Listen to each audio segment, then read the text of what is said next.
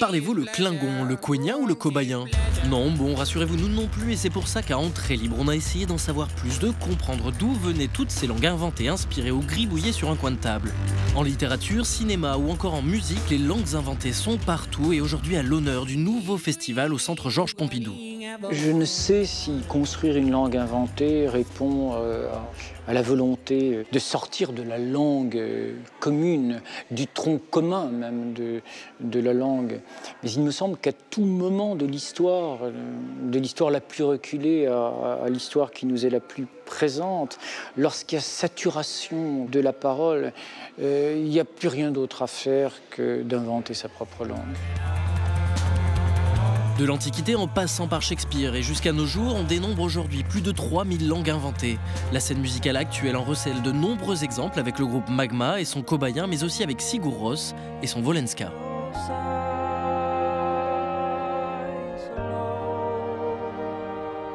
Le musicien Nosfell, lui, a inventé le klokobets.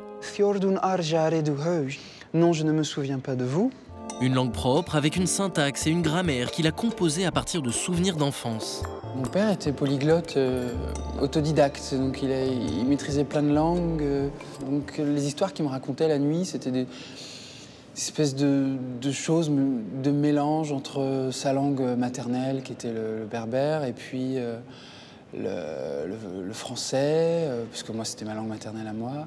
Et puis cette espèce de musique, un peu comme ça, que moi j'ai retenue et que j'ai essayé de retranscrire. Le français, musicalement, c'est une langue qui est très difficile à amener à la musique. La langue française, je la trouve plus belle lorsqu'elle est douce. Et il faut assumer une forme de monotonie. Alors que la langue dans laquelle je chante, elle me permet plus de fantaisie, plus de liberté. Alors en français, ça donne ça. Je ne me souviens pas de vous. Et dans la langue de Nosfell,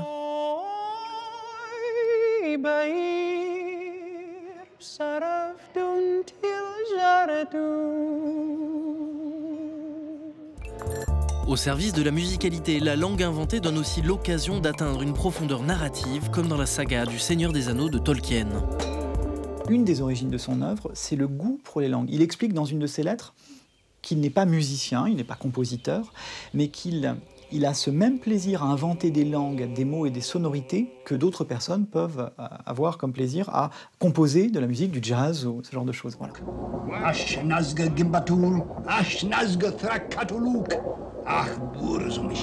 Il y a dans son œuvre fictionnelle la volonté d'associer la création des langues et la création d'un univers, d'une histoire, d'une géographie, d'un monde dans lequel des personnages vont parler ces langues. Mais c'était à la fois un jeu dans son esprit. C'est Glamdring, le marteau à ennemi, l'épée du roi de Gondolin.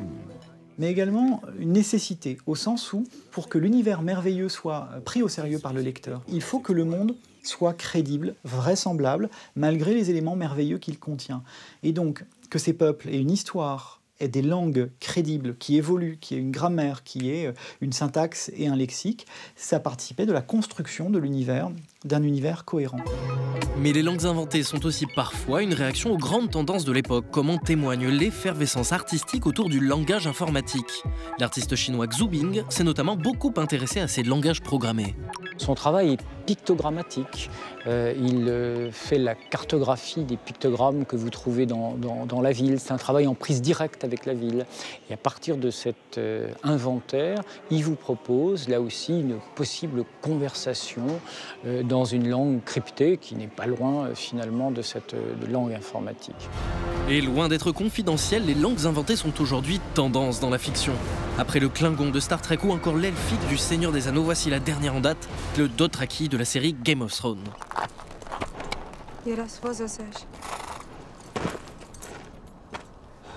And Imagine Han Kisensei City. Jimfosaki Kato One.